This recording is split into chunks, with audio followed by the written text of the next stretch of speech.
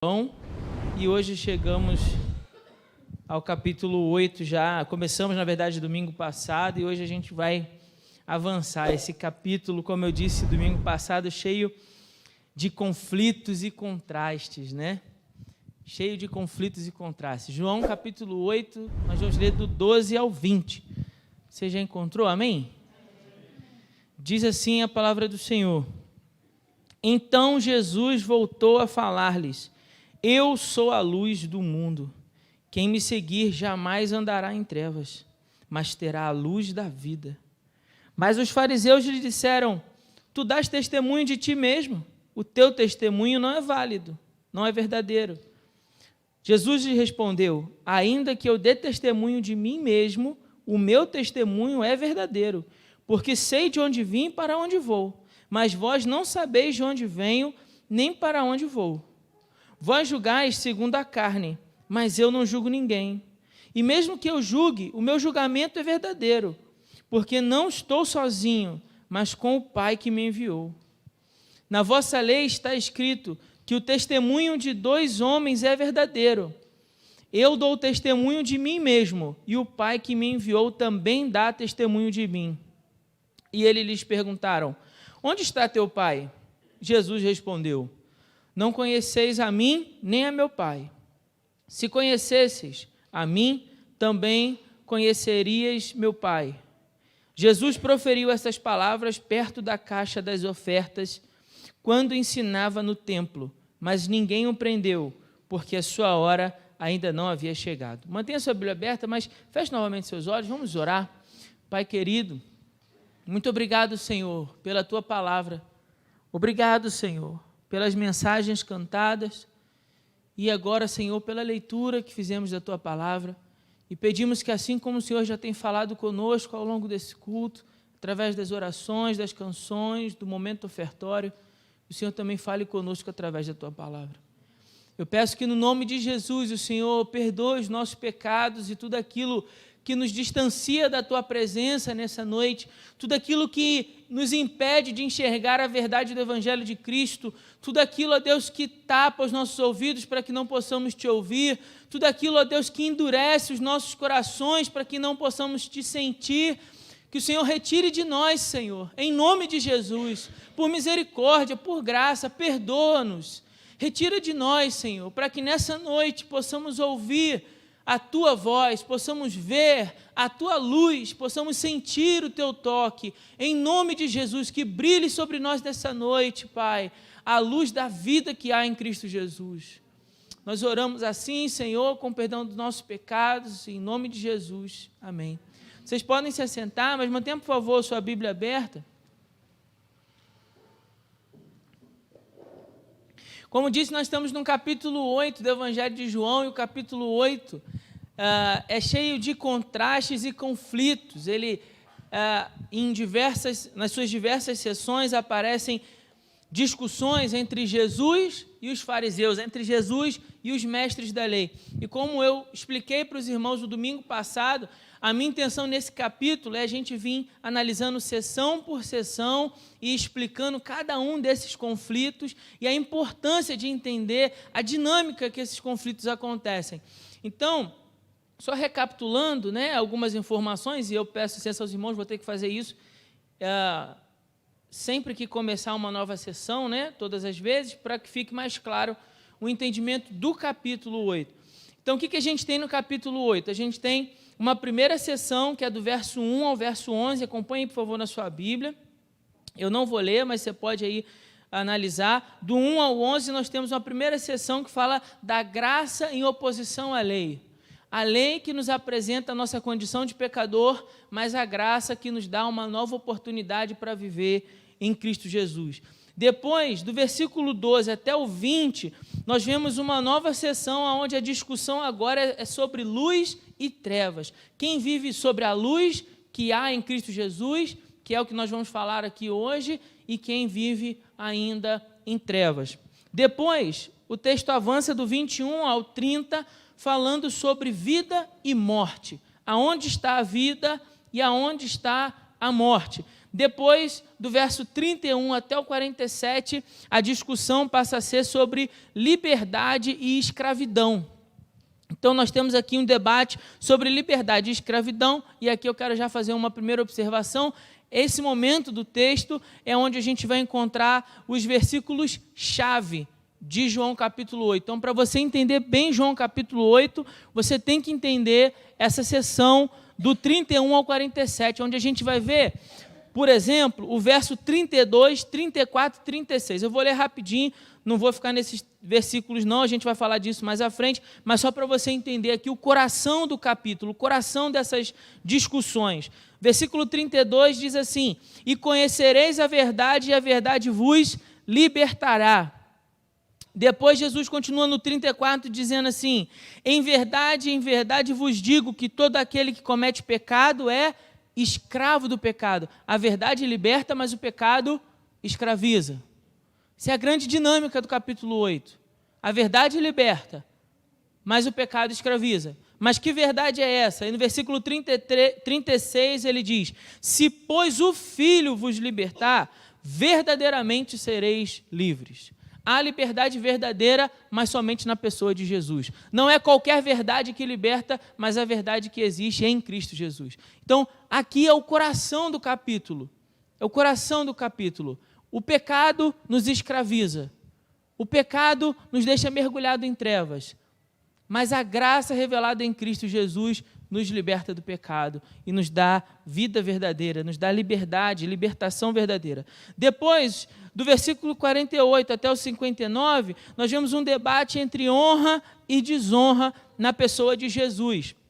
Agora, o que todos esses conflitos têm em comum, pastor? Graça e lei, luz e trevas, vida e morte, liberdade e escravidão, honra e desonra. O que tudo isso aponta? Todos esses conflitos apontam, eles têm em comum a manifestação da perversidade, da maldade humana, de um lado, e a bondade, a misericórdia e a graça que tem em Cristo Jesus. Então, em todo o tempo, o que nós estamos vendo é, na verdade, um contraste ainda maior. Não apenas entre lei, graça, luz e trevas, vida e morte, liberdade, escravidão, honra e desonra, mas o contraste entre a maldade e a corrupção humana e a bondade e a graça na pessoa de Jesus. É isso que nós estamos vendo no capítulo 8. Na seção que nós lemos, do 12 ao 20, e aqui eu quero que você acompanhe aí, nós temos um versículo que é a chave dessa seção, que é o versículo 12, que é quando Jesus fala assim: eu sou a luz do mundo, quem me seguir jamais andará em trevas, mas terá a luz da vida. Eu sou a luz do mundo, quem me seguir jamais andará em trevas, mas terá a luz da vida. A gente vai se concentrar hoje, a maior parte do tempo, nesse versículo, e tudo mais que a gente explicar nessa sessão é para que você saia daqui hoje compreendendo mais profundamente o que esse versículo quer dizer. Jesus Cristo é a luz do mundo, e todo aquele que o recebe jamais andará em trevas, mas sobre ele brilhará a luz da vida. Essa é a mensagem desse versículo e também a nossa reflexão aqui nessa noite. Mas deixa eu dar um passo para trás, para a gente poder entender uma coisa. O versículo 20, ele dá uma dica para a gente. Olha aí na sua Bíblia.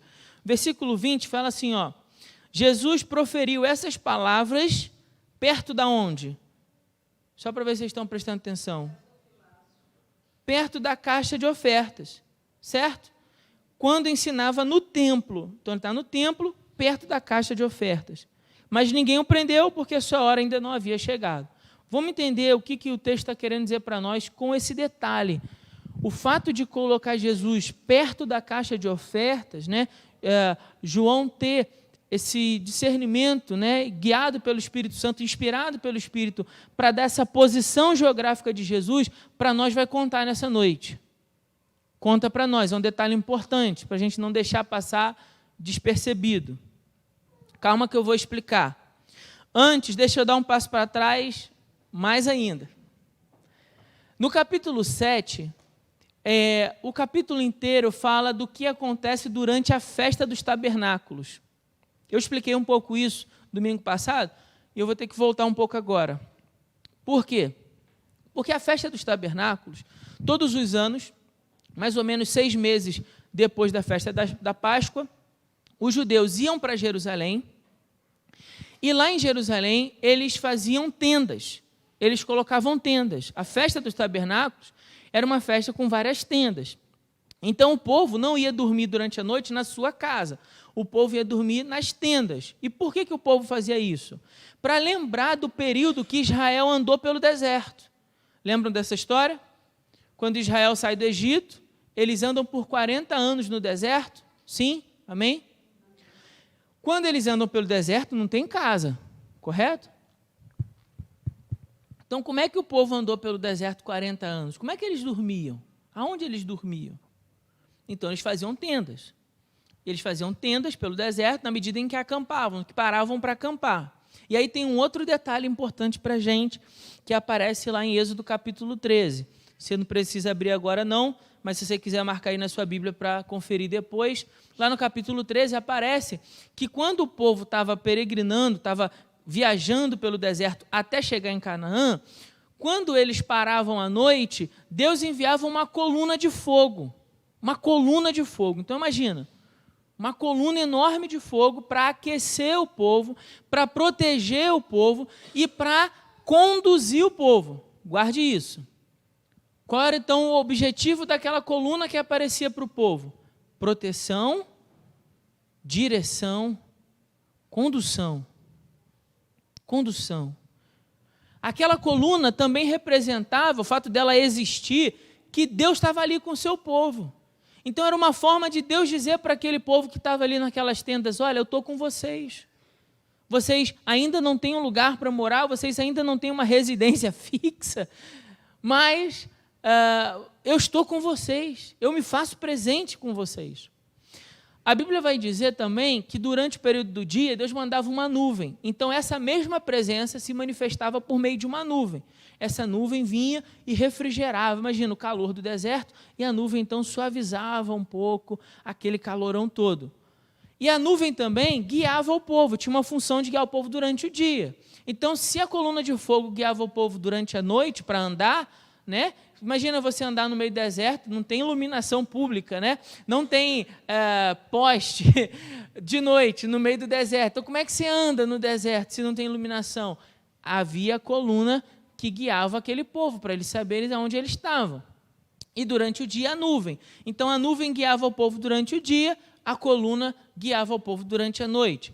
Tanto a nuvem quanto a coluna representavam o quê? A presença de Deus. Deus está conosco. É isso que representava aquilo. Deus está conosco. Agora, o fogo de noite tem uma outra função. Quem já acampou aqui sabe. Se você está no meio do mato, você faz uma fogueira à noite, você não só se aquece do frio, como também você espanta possíveis predadores. Então, a luz da fogueira, né, o fato de você, né, se você estiver perdido, se acender uma fogueira, você não só tem proteção e a capacidade de, se for necessário, né, ferver a água, mas você tem ali proteção. Por quê? Porque os predadores noturnos vão se afugentar pelo fogo, vão ficar com medo, vão se afastar. Então, o fogo à noite também tem uma função de proteção. Ó, presença, direção e proteção. Guarde isso aí. Aí vamos voltar para João capítulo 20. Porque lá em João capítulo 20 vai falar que Jesus está perto da onde tinham a caixa das ofertas. Nesse local onde tinha a caixa das ofertas, tinha, eu não vou entrar muito no detalhe, mas tinha algumas caixas que eram para imposto do templo, outras caixas eram para quando você queria fazer uma oferta alçada, para alguma obra de caridade, seja para a viúva, para o órfão.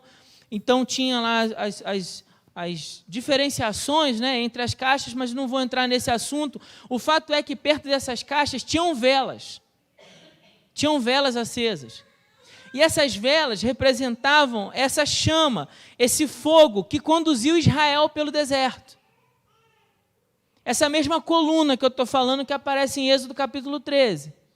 Então, vamos juntar essas informações. Primeiro, eu disse para você que o povo estava comemorando, tinha acabado de comemorar a festa do quê? dos tabernáculos, certo? E na festa dos tabernáculos, eles iam habitar em tendas. Durante a noite, Israel fazia uma grande fogueira. Essa grande fogueira era para lembrar o quê? Quando nós moramos no deserto, nós habitamos em tenda, e lembrar da coluna. Lembrar da coluna de fogo, que aquecia o povo. Então veja, capítulo 7 acontece essa festa, com esses detalhes. No capítulo 8, nós começamos a ver aqui as discussões de Jesus com os fariseus, e um dos elementos usados por Jesus é o quê? A luz, o fogo. E não é à toa. Ele está onde? Ele está no templo. Ele está perto da caixa das ofertas. Perto da caixa das ofertas, eu disse para você que tem o quê? Tem velas acesas, que representavam a coluna.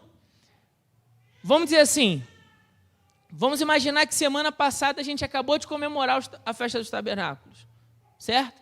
Semana passada. Então a ideia da fogueira, a ideia da peregrinação pelo deserto, a ideia do povo habitando em tendas, está muito viva na mente, concorda comigo? Sim? Certo? E aí Jesus está estrategicamente do lado da caixa e diz essas palavras. Você acha que foi à toa? Claro que não. É óbvio que não. Principalmente porque Jesus vai começar com uma sentença, com uma afirmação, que é muito categórica para a gente ignorar. Muito, muito. O que ele diz? Então Jesus voltou-lhes a falar-lhes. E aí, se você estiver acompanhando aí na sua Bíblia, você vai ver que está assim, ó, 2 pontos para começar o discurso, certo? E ele diz o quê? Eu sou a luz do mundo. Aí, de repente, a gente lendo isso não faz muito sentido. Você fica assim, poxa, parece até uma fala bonita, eu sou a luz do mundo. Pô, bacana, né? Ele dizer isso. Só que para aquele povo tem um significado muito especial, que a gente também não pode ignorar. Porque esse texto, ele não chega primeiro em nós. Primeira Igreja Batista em Congonhas, no século 21. Você já me ouviu dizer isso aqui. O texto tem um primeiro destinatário, um destinatário original. Certo? Quando João escreve essas palavras, a gente viu isso aqui lá no início, eu vou resgatar uma informação. Lá no início da exposição de João, eu falei para vocês que João tem o objetivo de confirmar, de afirmar a deidade de Jesus, ou seja, Jesus é Deus. Jesus é Deus encarnado que habitou entre nós. E o segundo objetivo de João, está lá no capítulo 20, é nos convencer que Jesus é Deus e crendo em Jesus a gente tem a vida. Então são 2 grandes objetivos. Primeiro, mostrar que Jesus é Deus. Ponto. Segundo, convencer os leitores a crerem nesse Jesus, porque crendo nesse Jesus, nós temos vida em seu nome. João escreve esse evangelho para a igreja de Éfeso. Lá na igreja de Éfeso, o que está acontecendo? Tem os falsos mestres, dizendo que Jesus não é bem assim Deus. Jesus é um homem, um profeta, mas ele não é bem assim Deus, vai. Jesus é de Deus. E aí João está dizendo, não. No princípio ele era o verbo estava com Deus, o verbo era Deus. Diga bem forte, o verbo era Deus. Então lembre-se que o objetivo de João é provar que Jesus é Deus. Quando então João começa aqui no versículo 12, dizendo para nós que Jesus afirma, eu sou. O que isso significa para aquele povo? Isso quer dizer muito para aquele povo. Porque você vai lembrar que quando Moisés está pelo deserto, e Deus se manifesta a Moisés no deserto no meio de uma sarça ardente, uma sarça que está queimando, mas ela não se consome. A sarça pega fogo, mas não se consome. Isso está lá em Êxodo capítulo 3, versículo 14. E Moisés diz para Deus, mas eu vou dizer que estou indo em nome de quem? Eu vou dizer para o meu povo que vai ser liberto da escravidão do Egito, liberto para poder peregrinar pelo deserto, liberto para sair daquela dureza da vida de escravo. O que eu vou dizer para eles? E o que Deus responde para Moisés? Você lembra? Se você lembra, pode dizer com convicção. Diga a eles que eu sou. Eu sou. Nossa, então o que Jesus está dizendo para aquele povo? Eu sou Deus. Eu sou. Isso é tão importante no capítulo 8 que Jesus repete isso 4 vezes. 4 vezes Jesus diz para eles que é Deus. A primeira vez está no versículo 12. A segunda vai aparecer no versículo 24. A terceira vai aparecer no versículo 28. E a quarta vez vai aparecer no verso 58. Quando chega no verso 58, não dá para ignorar essa afirmação. Não dá. A primeira vez que Jesus fala, isso por si só é blasfêmia. Então o que o povo deveria fazer? Bom, se ele está blasfemando, vamos pegar em pedra e vamos apedrejá-lo até a morte. Era assim que se lidava com os falsos ensinos no meio do povo. Leva o anátema para fora da cidade e apedreja ele até a morte. É assim que se lida naquele tempo. Agora Jesus fala, eu sou. Eles não entendem. Ele continua o discurso falando sobre vida e morte e de novo pronuncia, eu sou. Depois, quando o discurso muda para falar sobre liberdade e escravidão, ele de novo repete, eu sou. Quando a briga, a discussão, o debate muda de novo para falar sobre honra e desonra, ele novamente repete, eu sou. E agora não dá mais para eles ignorarem. O que eles fazem no verso 58? Olha aí o que diz na sua Bíblia, por favor. Vai dizer assim, ó, Jesus disse, em verdade vos digo, que antes que Abraão existisse, eu sou. Verso 59, então eles pegaram em pedras para apedrejá-lo, mas Jesus escondeu-se e saiu do templo. Olha que detalhe interessante para nós aqui. No domingo passado, quando a gente entrou nesse capítulo, a gente entrou falando da mulher pega em adultério. E a mulher pega em adultério era um caso de quê? Apedrejamento, morte por apedrejamento. O capítulo encerra com outra possibilidade de apedrejamento, mas dessa vez é para Jesus. O capítulo começa com a possibilidade de apedrejamento daquela mulher e termina com a possibilidade de apedrejamento de Jesus. A possibilidade, quase que não saiu, né? Quase que um trava-língua. A possibilidade do apedrejamento de Jesus.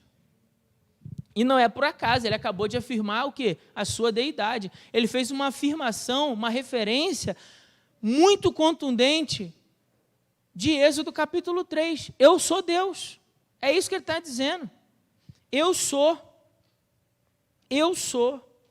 Mas eles não entendem, é por isso que eles ficam discutindo nessa sessão inteira sobre testemunho. Você viu que do verso 12 até o verso 20, toda hora a gente parava para falar sobre testemunho. Olha só, aparece no 13, verso 13 vai falar, tu dás testemunho, depois o teu testemunho, 2 vezes, verso 14, que eu dê testemunho, o meu testemunho, 4 vezes. Depois ele vai falar de novo, no verso 17, ele fala, o que testemunho, 5, e dou testemunho, 6, e no final do verso 18 ele fala, dá testemunho de mim, 7. Há uma briga muito grande aqui sobre a validade desse testemunho. Outro detalhe também importante para a gente entender esse texto. Por quê? Porque lá na discussão da mulher, os irmãos vão lembrar que a briga inteira era para quê? Para dizer assim, ó, ela foi pega em adultério? Vocês estão dizendo que foi, não é isso? É isso. Bom, o que a lei diz a respeito disso? A lei diz que pelo testemunho de 2 ou 3 testemunhas fiéis, lembram que eu expliquei sobre isso aqui? É que então se deveria considerar aquele caso e julgar a mulher culpada. Então, tinha que ter o testemunho de mais de uma pessoa, pelo menos 2. Vocês vão lembrar também que eu disse aqui que a testemunha deve, então, ser o primeiro a pegar na pedra para jogar. Lembram disso? Sim? Então, para quem estava aqui, né? Isso é testemunho. Por isso que é importante que você venha aí para os cultos, tá? Só abrir um parênteses, fechar um parênteses, para você poder pegar o raciocínio. Então, 2 testemunhas. Bom, mas aonde estão as suas testemunhas? Essa é a briga com eles sobre Jesus. Onde é que estão as suas testemunhas? Jesus vai dizer, olha, minhas testemunhas está ruim?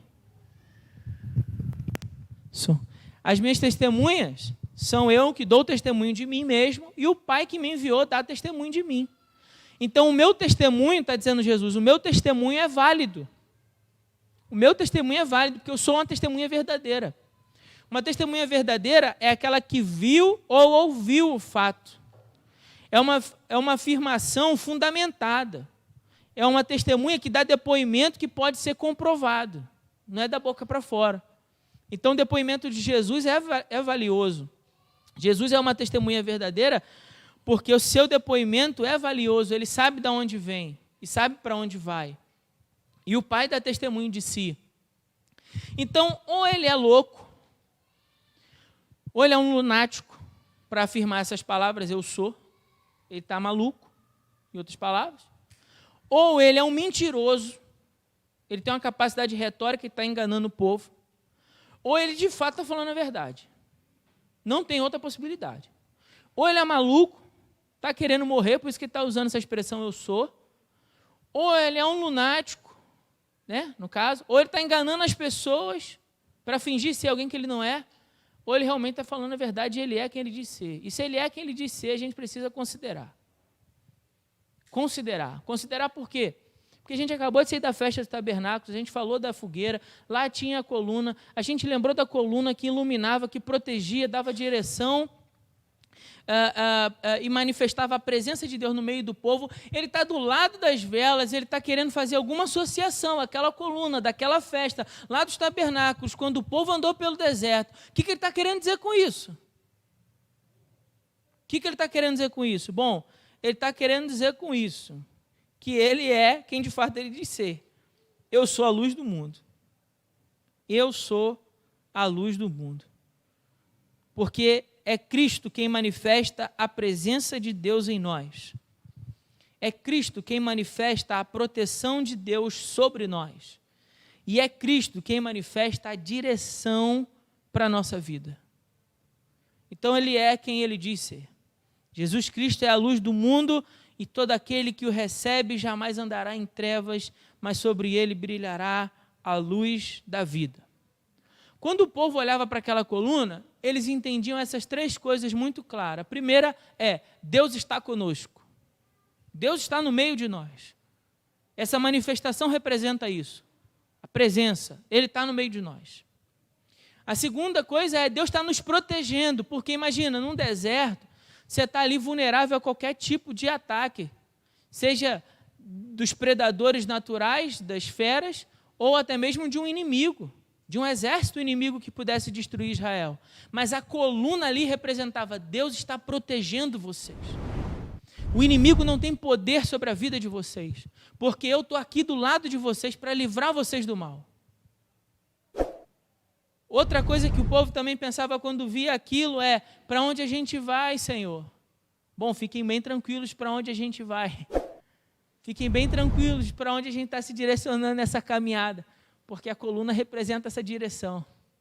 Então ele está conosco, guiando.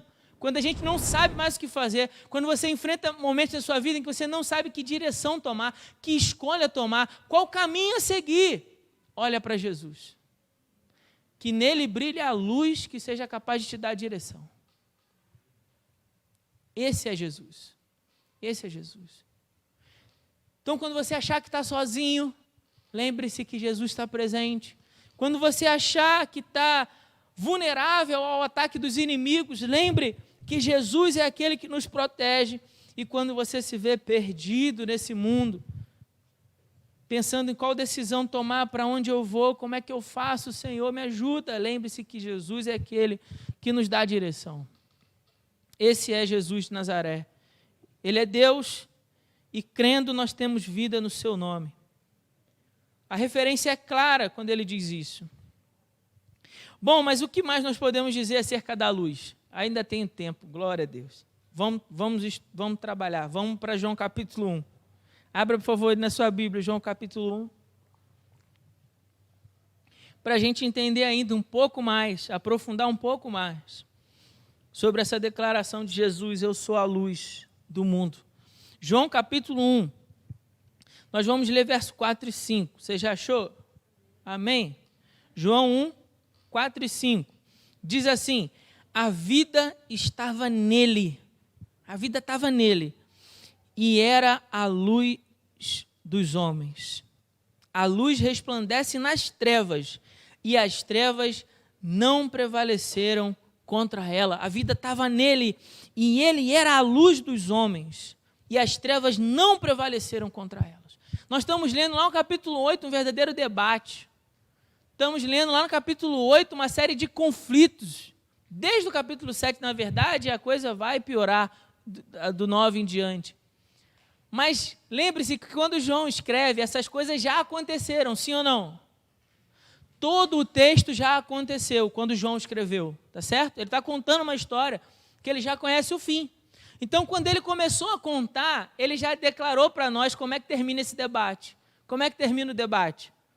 Ele vai dizer: a luz resplandece nas trevas, e as trevas não prevaleceram contra ela. Jesus venceu. Jesus é vencedor sobre os seus opositores. Jesus é vencedor sobre as trevas que cercam esse mundo tenebroso. Jesus é vencedor. Ele já declarou. Ele já disse para nós como é que termina o final do livro. Então a gente pode ficar bem tranquilo e continuar. E vamos para o capítulo 3. Capítulo 3, versículo 19.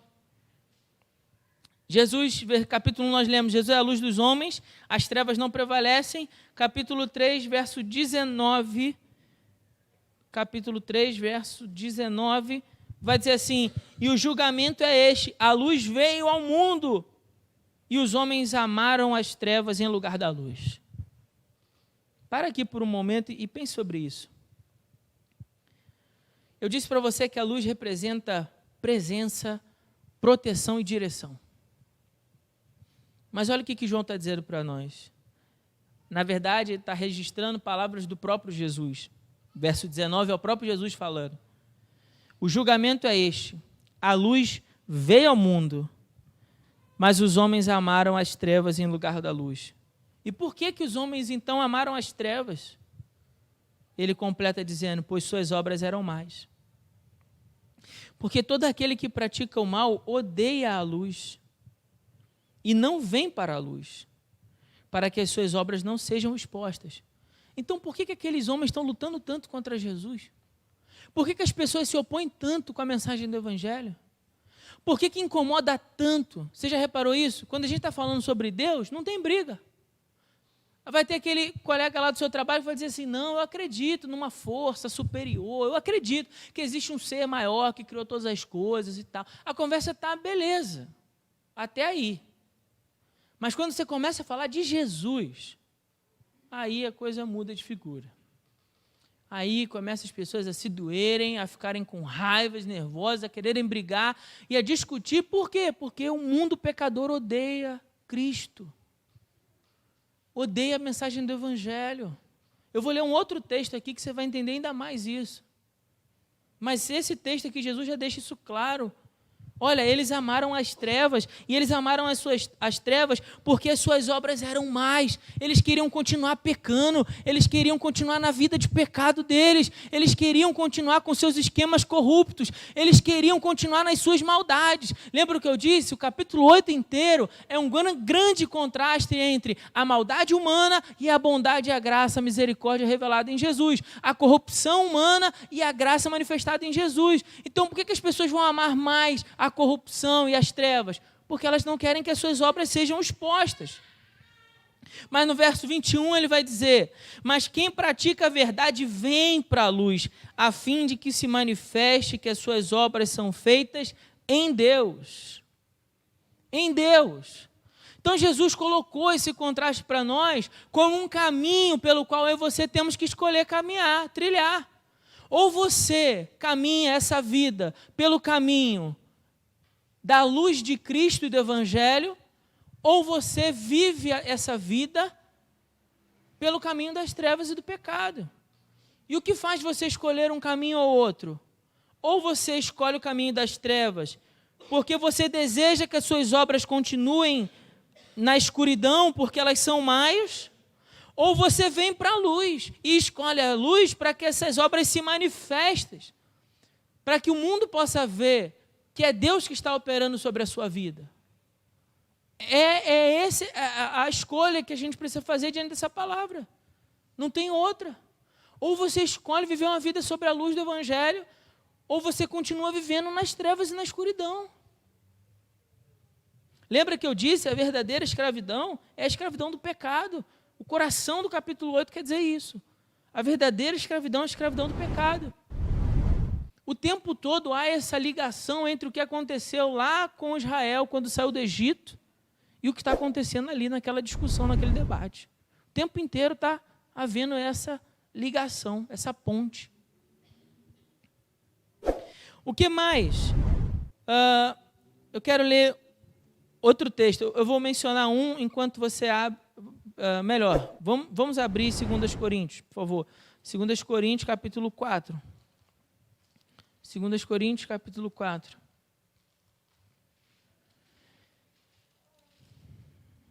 Segundas Coríntios 4,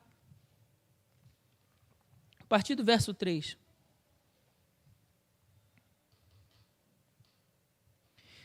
Segundas Coríntios 4, verso 3, assim: se o nosso evangelho está encoberto, é para os que estão perecendo que está encoberto.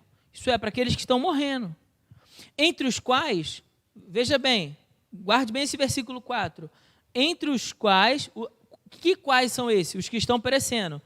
O Deus deste século, veja que Deus aí está com letra minúscula, em algumas traduções vocês estão vendo aí o espírito desse século, quer dizer o diabo, tá certo? Só para deixar claro, é o diabo, cegou a mente dos incrédulos, cegou, está sob escuridão a mente dos incrédulos, para que eles não vejam a luz do evangelho da glória de Cristo, o qual é a imagem de Deus. Veja que Paulo está tratando do mesmo dilema, do mesmo contraste, do mesmo conflito que a gente está lendo lá em João 8, certo? Aí ele continua dizendo assim: pois não pregamos a nós mesmos, mas Jesus Cristo o Senhor, e a nós mesmos como vossos servos por causa de Jesus. Porque Deus que disse, das trevas brilhará a luz, foi Ele mesmo quem brilhou em nosso coração, para a iluminação do conhecimento da glória de Deus na face de Jesus. Vou repetir isso aqui, isso é muito lindo. Das trevas brilhará a luz. Imagina essa cena. Foi Ele mesmo quem brilhou em nosso coração, para a iluminação do conhecimento da glória de Deus na face de Jesus. Aonde é que nós obtivemos o conhecimento da glória de Deus? Na face de Jesus. Na face de Jesus. Que palavra maravilhosa. Esse aí é o versículo para você marcar aí depois e memorizar. Tem alguns textos que a gente tem que decorar, né? Então, marca esse aí para você decorar depois. Porque esse texto é muito bonito. Pensar nisso, pensar nisso.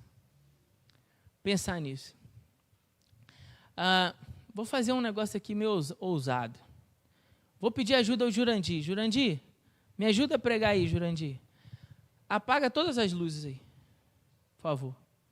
A primeira e a última. Apaga aí. Pode apagar aquela lá de fora lá. O interruptor de lá. O interruptor de lá. É lá. Só para a gente pensar um pouco sobre isso.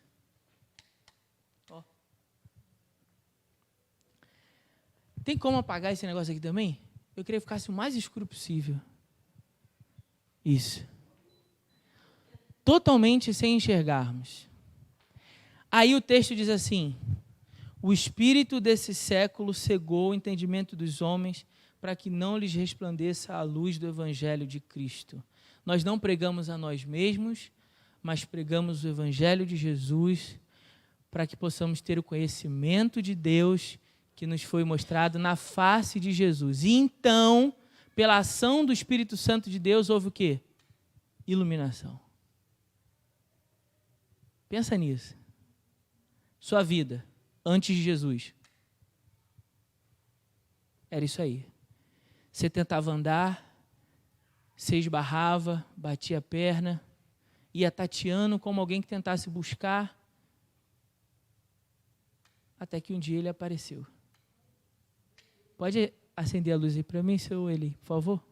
Até que um dia veio a luz do Evangelho de Jesus, para dar sentido e fazer com que você percebesse o brilho da vida. Amados, um dia o Espírito Santo acendeu o interruptor, acendeu da nossa vida, agiu para que houvesse iluminação, e ele fala, foi ele mesmo que brilhou em nosso coração, para a iluminação do conhecimento da glória de Deus.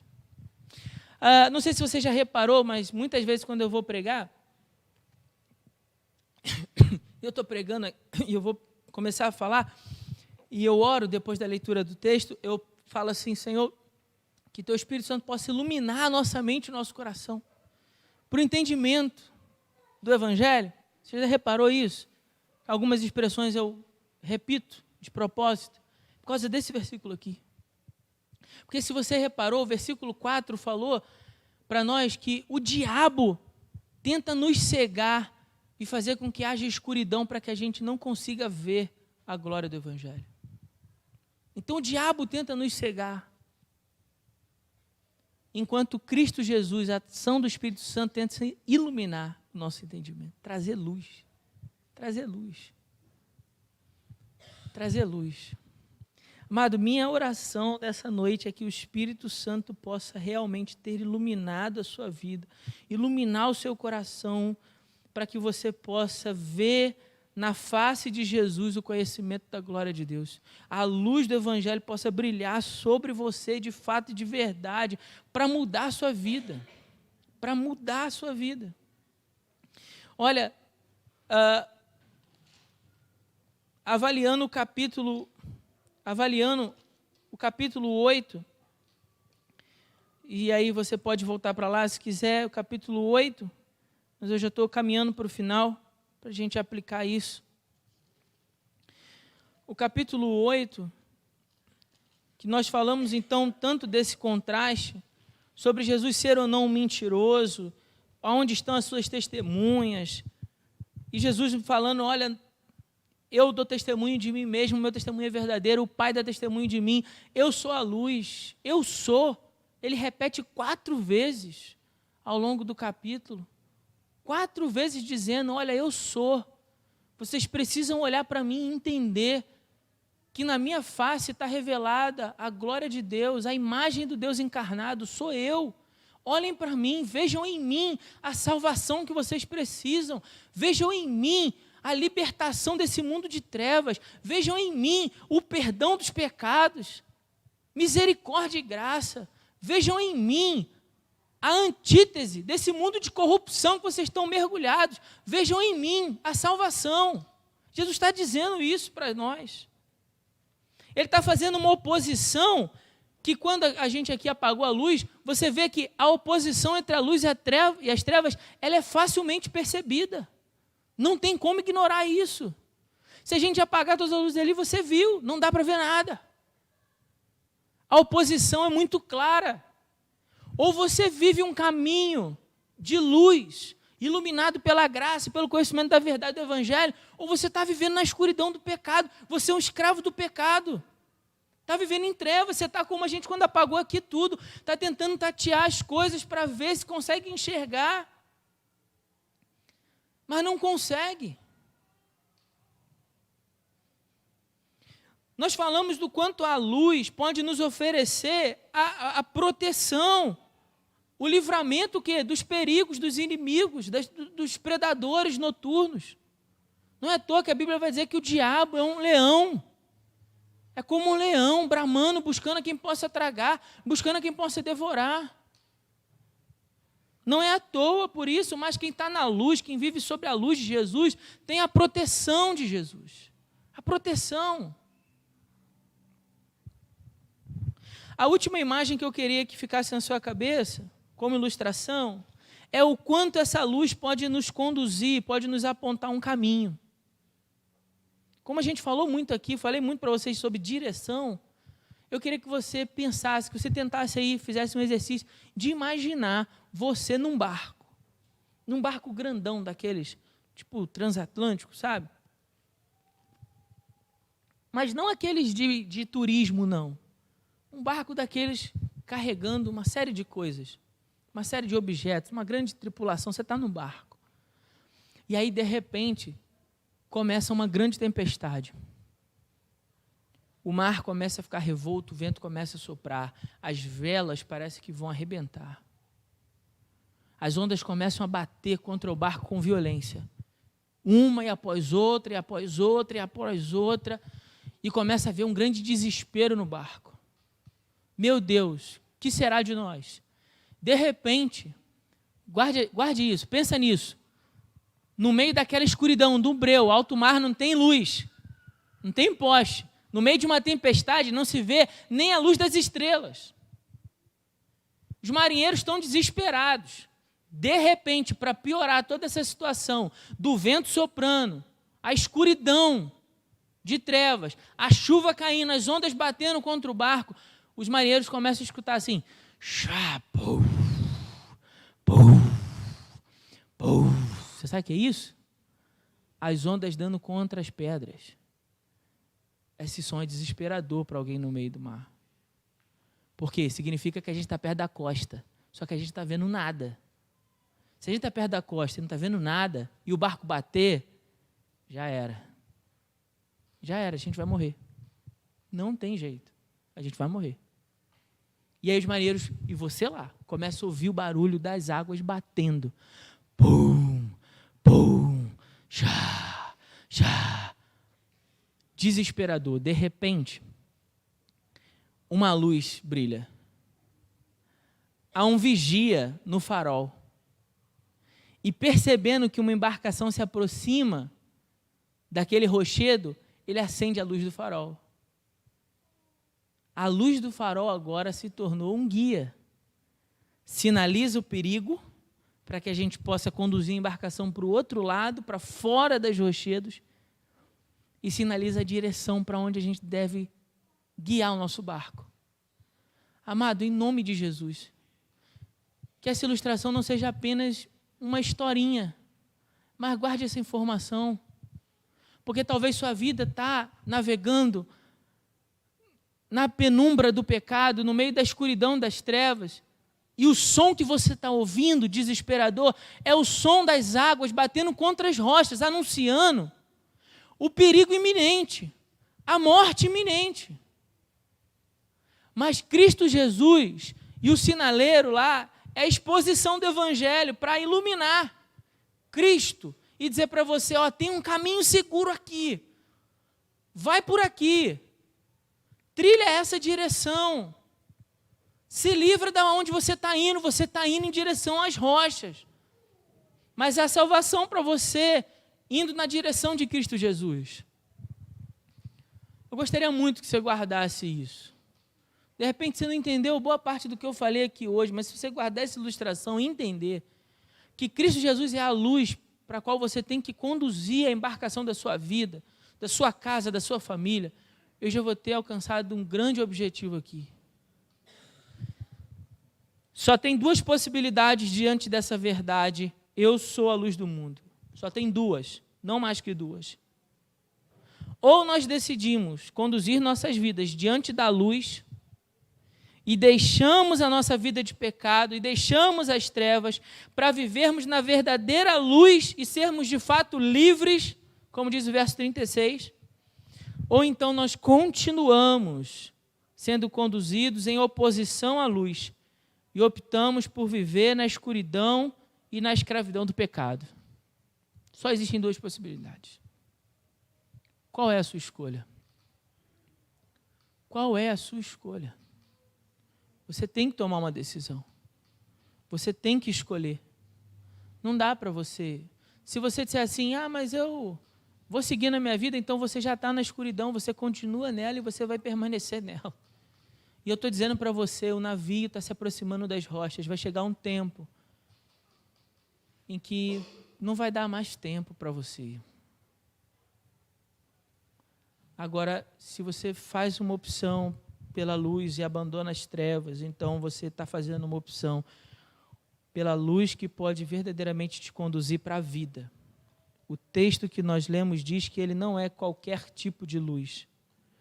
mas ele é a luz, e aquele que crê, aquele que segue Jesus, aquele que é discípulo de Jesus, diz o final do versículo 12, terá a luz da vida.